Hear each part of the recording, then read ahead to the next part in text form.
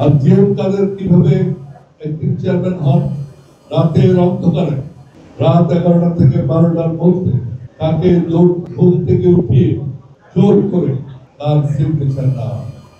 Chairman জাতীয় পার্টির যে কোনো পদে যে কোনো ব্যক্তিকে নিয়োগ, যে কোনো পদ হইতে যে কোনো ব্যক্তিকে অপসারণ ও যে কোনো ব্যক্তিকে তাহার স্থলাভিষিক্ত, এই জিনিসে অর্থাৎ এখানে গণতন্ত্রের গড়।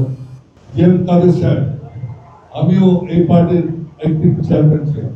আমাকে যখন অ্যাক্টিভ চেয়ারম্যান করেন তখন ঈশ্বর সাহেব আমার পাশে বসে প্রেস কনফারেন্স করে তিনি আমাকে অ্যাক্টিভ চেয়ারম্যান করেন।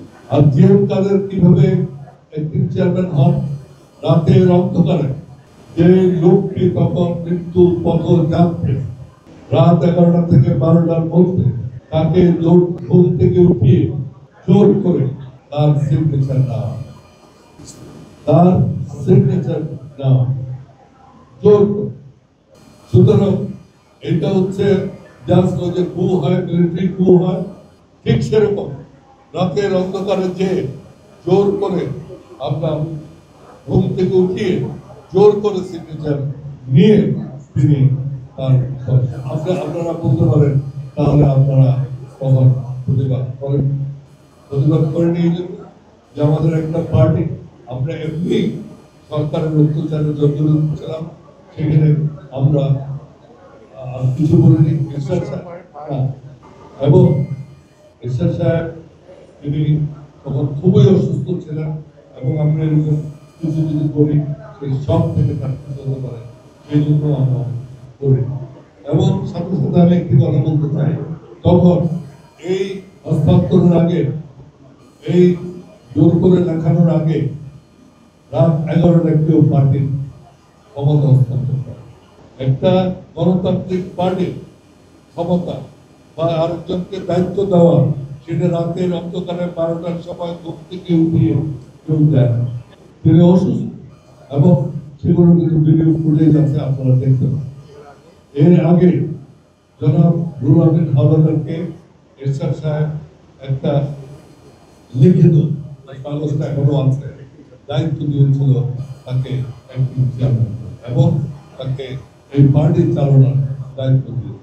তিনি বলেছিলেন, স্যার আপনার বেঁচে থাকতে আমি এই দায়িত্ব নিতে পারবো, আপনি বেঁচে থাকার কালে আমি এই দায়িত্ব নিতে পারবো না।